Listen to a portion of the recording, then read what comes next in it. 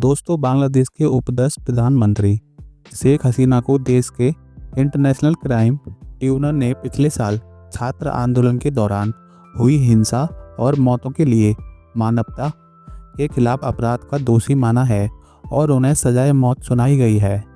इस फैसले के बाद केवल शेख हसीना बल्कि उनकी पार्टी बांग्लादेश अवामी लीग के भी राजनीति वजूद पर खतरा मंडरा रहा है। तो सवाल खड़े हो रहे हैं कि हसीना और उनकी पार्टी के पास अपना राजनीतिक भविष्य बचाने के लिए क्या विकल्प है। तो इस वीडियो में हम बताने वाले हैं शेख हसीना की लाइफस्टाइल एंड बायोग्राफी के बारे में। तो आपसे रिक्वेस्ट है वीडियो को पूरा देखिएगा। अगर आप शेख हसीना के फ़ैन हो तो इस वीडियो को एक लाइक ज़रूर करिएगा। चलो वीडियो स्टार्ट करते हैं।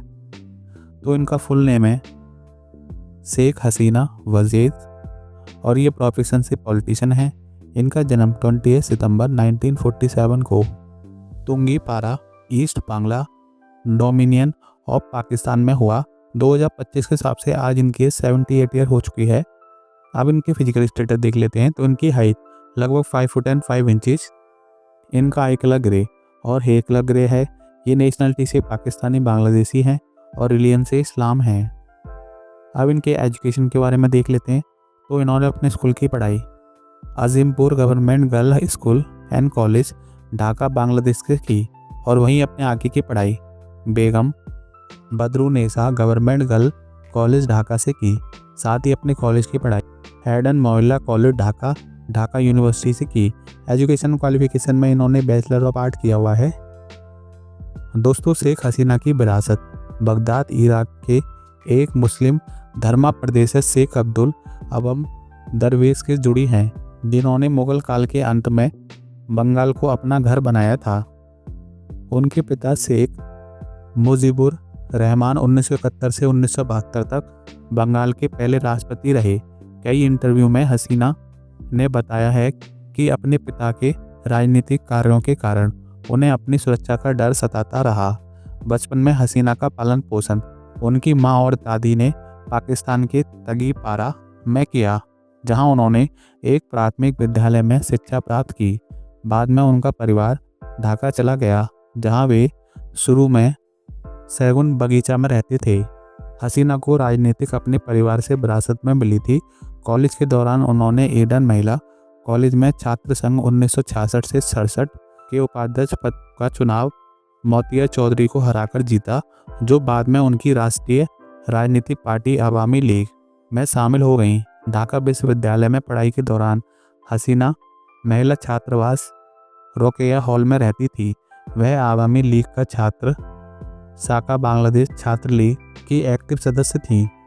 उन्होंने रोकेया हॉल में महिला इकाई की महासचिव के रूप में भी अपना कार्य किया। साल 1971 में पाकिस्तान से अलग होने के बाद देश में अस्थिरता के कारण उन्हें कुछ वर्षों के लिए बांग्लादेश छोड़ना पड़ा। 15 अगस्त 1975 को सैन्य तख्ता पलट के दौरान जब उनके पिता की हत्या हुई, तब हसीना बांग्लादेश में नहीं थी। उनकी मां और 3 भाई भी मारे गए। उस समय वह उनकी बहन पश्चिम जर्मनी में थे, जहां वे बांग्लादेश राजदूत के साथ रहीं। बाद में हसीना को भारत की प्रधानमंत्री इंदिरा गांधी की राजनीतिक शरण दी थी। उसके बाद उनके परिवार ने 6 साल नई दिल्ली भारत में निवासन में बिताए। इस दौरान जियाउर रहमान के नेतृत्व वाली सैन्य सरकार ने उनके बांग्लादेश लौटने पर प्रतिबंध लगा दिया। देख लेते हैं इनके करियर के बारे में। तो हसीना 16 फरवरी 1981 को बांग्लादेश अवामी लीग की अध्यक्ष चुनी गई और 17 मई 1981 को वह बांग्लादेश लौट आई। साल 1980 के दशक में मार्शल लॉ के दौरान हसीना को बार बार नज़रबंद किया गया। उन्हें फरवरी और फिर नवंबर 1984 में नज़रबंद किया गया। मार्च 1985 में उन्हें 3 महीने के लिए नज़रबंद रखा गया। फिर 1986 से 1988 तक विपक्ष के नेता के रूप में उन्होंने कार्य किया। साल 1990 में हसीना ने मार्शल लॉ सत्ता संभाल रहे जनरल हुसैन मोहम्मद इरशाद को कानूनी तौर पर चुनौती दी। कुछ सालों की कोशिश के बाद आखिरकार उन्हें पद छोड़ने पर मजबूर होना पड़ा। हसीना के राजनीतिक में आने से पहले बांग्लादेश में चुनावों में अक्सर हेराफेरी होती थी और सरकार का विरोध करने वालों को कड़ी सजा दी जाती थी। उनके प्रयासों से निष्पक्ष चुनावों के लिए एक संशोधन पारित हुआ, जिससे बांग्लादेश ज़्यादा लोकतांत्रिक, कम हिंसक और नागरिक अधिकारों के प्रति ज़्यादा सम्मानजनक बना। साल 1991 में उन्होंने बांग्लादेश के आम चुनावों में 3 निर्वाचक क्षेत्रों से चुनाव लड़ा, लेकिन केवल अपने गृह निर्वाचक क्षेत्र गोपालगंज 3 से ही जीत पाई। उसी वर्ष वे देश के 5वीं सांसद में विपक्ष की नेता बनी और राष्ट्रपति शासन प्रणाली की संसदीय शासन प्रणाली में बदलने के लिए सभी राजनीतिक दलों में एकजुट करने में महत्वपूर्ण भूमिका निभाई। बांग्लादेश की 5वीं सांसद के विपक्ष के नेता के रूप में कार्य किया। उन्होंने 20 मार्च 1991 से 30 मई 1996 तक, फिर 1996 में उनकी पार्टी में पहली बार राष्ट्रीय चुनाव जीता और वह रवालिदा जिया के बाद बांग्लादेश की दूसरी महिला प्रधानमंत्री बनी। जब वह पहली बार बांग्लादेश की प्रधानमंत्री बनी तो उन्होंने न्यायमूर्ति शहाबुद्दीन अहमद को बांग्लादेश का 12वां राष्ट्रपति नियुक्त किया, जिसके बाद देश की पहली कार्यवाहक सरकार बनी। साल 1996 और 1997 में हसीना सरकार ने भारत के साथ गंगा जल बंटवारा संधि और पर्वतीय चटगांव जन समिति के साथ चटगांव पर्वतीय क्षेत्र शांति समझौते पर साइन किया। इन समझौतों ने बांग्लादेश में शांति, समृद्धि और विकास का वातावरण बनाया। साल 1997 में स्पेन की रानी और संयुक्त राज्य अमेरिका की प्रथम महिला हिलेरी क्लिंटन के साथ हसीना को माइक्रो क्रेडिट शिखर सम्मेलन की को अध्यक्षता करने का प्रस्ताव दिया गया, जो एक आवश्यकता मानवीय आंदोलन बन गया। बांग्लादेश के प्रधानमंत्री के रूप में उनके कार्यकाल के दौरान इंटरनेशनल द्वारा बांग्लादेश को दुनिया का सबसे भ्रष्ट देश घोषित किए जाने के बाद विपक्षी दलों ने शीघ्र चुनाव कराने की मांग की। उन्होंने बांग्लादेशी समाज में महिलाओं की स्थिति में भी उल्लेखनीय सुधार किया। उनके प्रयासों से महिलाओं को राजनीति और एक मजबूत आवाज़ मिली। बांग्लादेश की प्रधानमंत्री के रूप में कार्य करते हुए हसीना ने 1997 में महिलाओं की उन्नति के लिए राष्ट्रीय नीति पेश की, जिसमें केंद्रीय परिषद चुनावों में महिलाओं के लिए 3 सीट आरक्षित करना शामिल था और 1999 में बच्चों के लिए राष्ट्रीय कार्य योजना को मंजूरी दी गई। साल 2001 में उन्होंने 8वें बांग्लादेशी आम चुनावों में 5 निर्वाचक क्षेत्रों में चुनाव लड़ा। साल 2004 में विपक्ष में अपने कार्यकाल के दौरान उन पर कई घातक हमले हुए, जिसके परिणामस्वरूप 21 अवामी लीग सदस्यों की मौत हो गई।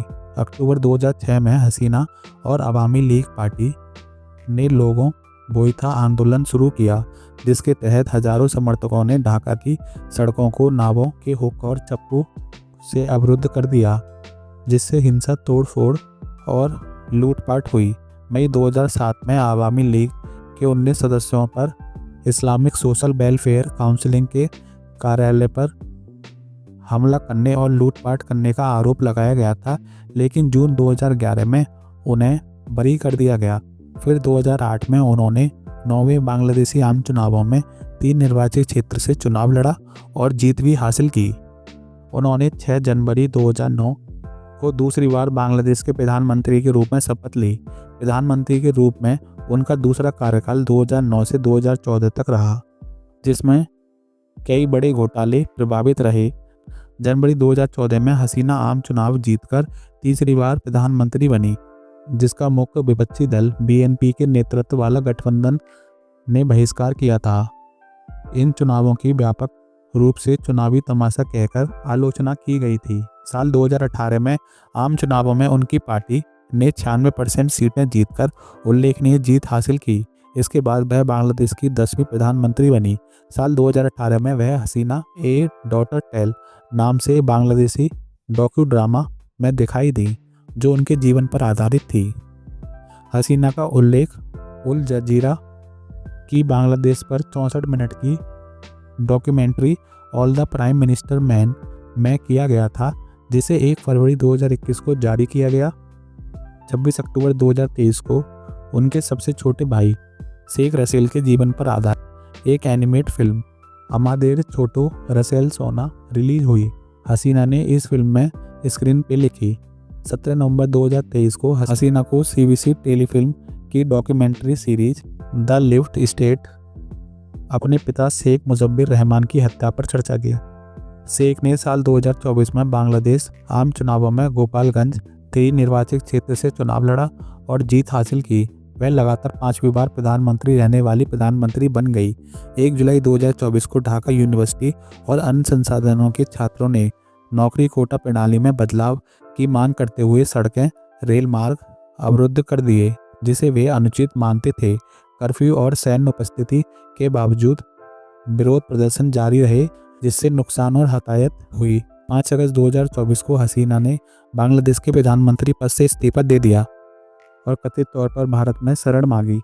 यह बताया गया कि वह बांग्लादेश के छात्र दंगों को नियंत्रित करने में असमर्थ रहीं, जिसके परिणाम स्वरूप सैकड़ों छात्र मारे गए। हसीना का इस्तीफा तब आया जब वह बांग्लादेश सेना ने उन्हें कथित तौर पर छोड़ने के लिए 45 मिनट का अल्टीमेटम दिया। तो हमको कमेंट करके बताना कि शेख हसीना आपको कैसी लगती हैं। हम मिलवाते हैं इनकी फैमिली से। तो इनके फादर का नाम लेट शेख मुजब्बुर रहमान था। इनकी मदर का नाम शेख फजीलता उन्नेसा मुजब्बिर है। इनके 3 ब्रदर भी थे, जिनका नाम शेख कमाल, शेख जमाल, शेख रुशेड था। इनकी सिस्टर का नाम शेख रेहाना था, जो एक पॉलिटिशियन थी। मैट स्टेटस देख लेते हैं तो ये बिडोर हैं। इनके हस्बैंड का नाम लेट एम.ए. बजेड मियाँ है, जिनसे इनकी मैरिज 1967 में हुई और वहीं 2009 में इनका डिवोर्स हो गया। इनका एक बेटा भी है जिसका नाम संजीव बदे जॉय है। इनकी बेटी का नाम सामा बजेद होसन है। अब इनकी हॉबी के बारे में देख लेते हैं तो इनको कुकिंग और रीडिंग काफ़ी पसंद है। अब इनके हाउस के बारे में देख लेते हैं कि रहती कहाँ पर हैं। तो इनका अपना हाउस बांग्लादेश में है और फिलहाल ये सेफ हाउस न्यू दिल्ली में रहती हैं। अब इनकी इनकम के बारे में देख लेते हैं तो इनकी टोटल नेटवर्क लगभग 4.36 करोड़ टका है। भारतीय रुपयों में कन्वर्ट करते हैं तो लगभग 3.40 करोड़ रुपये बनता है। तो ये थी शेख हसीना की लाइफस्टाइल वीडियो। आई होप आपको वीडियो पसंद आई होगी। अगर वीडियो पसंद आई तो वीडियो को एक लाइक ज़रूर करिएगा। Thanks for watching.